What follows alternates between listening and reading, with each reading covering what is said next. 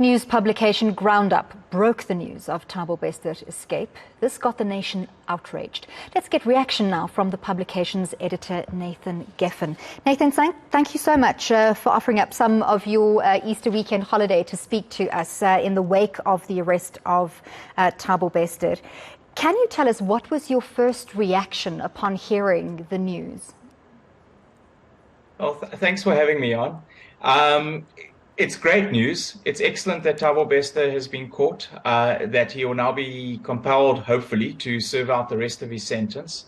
But the story is far from over. There are many other people who need to be held accountable. Who were the G4S officials who assisted him to escape and to run a business from prison?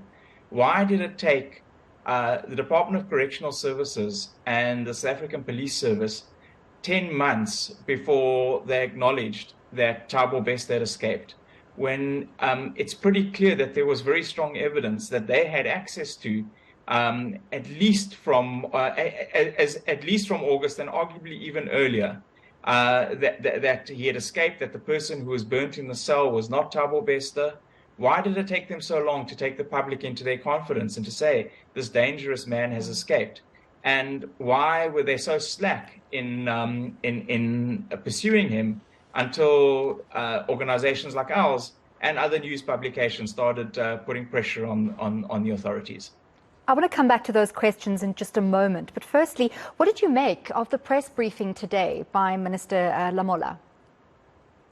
Well, it was a little bit incoherent, to be honest with you. I watched it, and a little bit incoherent and lacking in gravitas, and a lot of self-congratulations for an incident that the government should be deeply embarrassed about, and that they should never have been in a situation where they needed that press conference in the first place.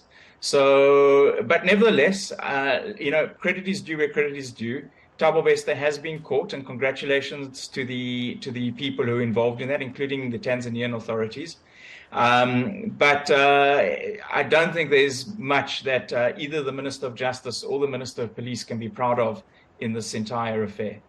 Because let's face it, I mean, Thabo Bester, there's a certain amount of interest in Thabo Bester because of the kind of person he is that the public has had. But from our point of view, the key issue here is the failure of the criminal justice system that allowed Thabo Bester to pull off this escape in the first place, and then allowed it to go undetected, at least from the public's perspective, for 10 months.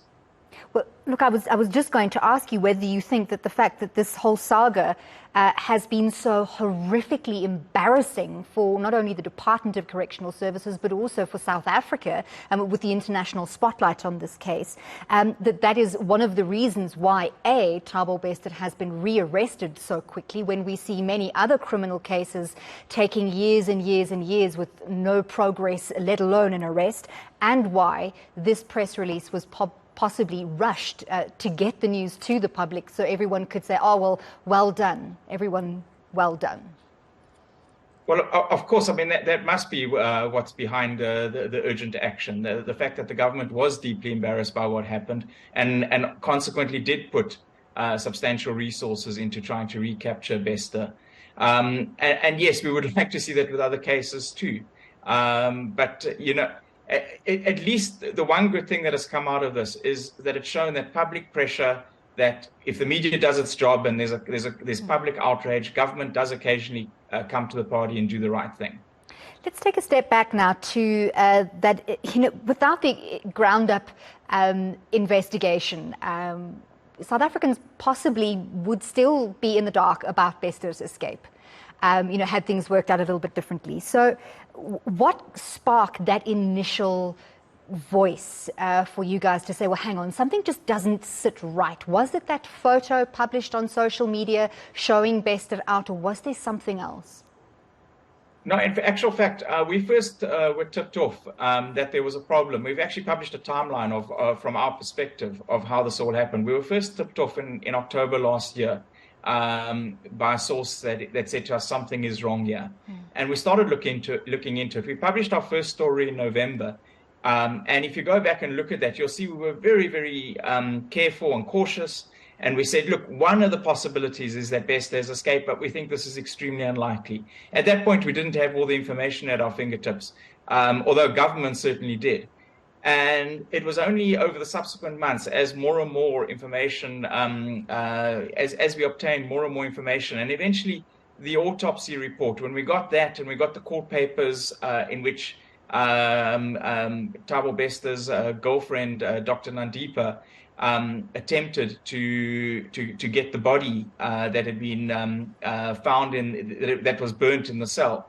When we managed to get hold of those court papers and tied that up to everything else we'd heard, that it became pretty clear at that point that Thabo Bester had escaped, and that's when we published our report on 15 March, which asked the question, did he escape? And by that point, we were feeling reasonably confident that he had escaped. And then immediately after that, a member of the public contacted us and said that there were photographs of Bester and his girlfriend in Woolworths in June, Woolworths in Sandton in June last year. And when we checked it all out, it verified true, and we then published that. And that at that point, it became absolutely and unequivocally clear that Thabo Bester had escaped. So looking at those important questions you raised a little bit earlier, a number of experts, prison insiders, have all said clearly that there's no way Bester could have escaped without significant help from high-ranking officials. And common sense says that even on the outside, there's very little that a fugitive can do on their own without assistance. You need access to funds, you need access to passports, you need someone to help you get across the border, even though that seemingly is quite easy to do these days. What are you hearing or digging up about the people who assisted Bester on this whole journey from his escape? So look, there's going to have to be some kind of investigation, a properly done investigation by Parliament, by the authorities, into how this escape happened. It's plausible that Bester received significant inside help. How did he run a business from inside prison? I mean, that's one of the most bizarre stories that we've published, is that he ran this business where he was video conferenced into a glamorous affair in Sandton, dressed in a suit in 2018 while he was in prison, and there were some high-profile guests there, and they all sang him happy birthday. How did that happen? How did G4S allow that to happen? Why was that prison not monitored sufficiently by the Department of Correctional Services to see that there were significant problems going on here? So there needs to be some kind of investigation. We've done, the media can only take it so far. We can't subpoena people, we can't interrogate people, we can't arrest people. That the authorities have to do. So we can find out so much, but not the full story. If Bester is offered some kind of a deal to give up the names of those who helped him, and presumably that would be very important to the department in terms of saving face, is to not only rearrest Bester as they have now done, but also to put some other people behind bars in this whole saga. Does that place him in a lot of danger, do you think? Look, I mean, that's way beyond my area of expertise. I don't know how these things work. I should hope that he is interrogated so that he does provide information on how he escaped. Whether he has to be offered some kind of deal in order to do that, that's beyond what I, as a mere editor of a small publication, can advise. But I certainly hope that there's an intense investigation that's properly carried out, that does find out who the officials were that were involved. G4S is set to appear in Parliament this coming week. How do you think that is going to play out? I think that's going to be very interesting, and we're certainly going to be there. And I think G4S are going to have a tough time from the parliamentarians. It's interesting. Last week, it seemed in that brief parliamentary session where G4S sent their lawyers, but they themselves didn't pitch up. There was a rare moment of unity in the South African Parliament where all the MPs from all the parties agreed with each other. And I think there's going to be some tough questions for them next week when they're interrogated. But it's not only G4S that needs to face tough questions. The Department of Correctional Services, the Minister of Justice, the South African Police Service, and the Minister of Police also all need to face very tough questions from the members of parliament. No doubt we will be hearing those tough questions. Thank you so much. That was Nathan Geffen, Ground Up editor. They, of course, broke the first story regarding Thabo Bester's escape on the 15th of March, and now that seems to have come at least some way towards full circle. Absolutely crazy story, and only in South Africa.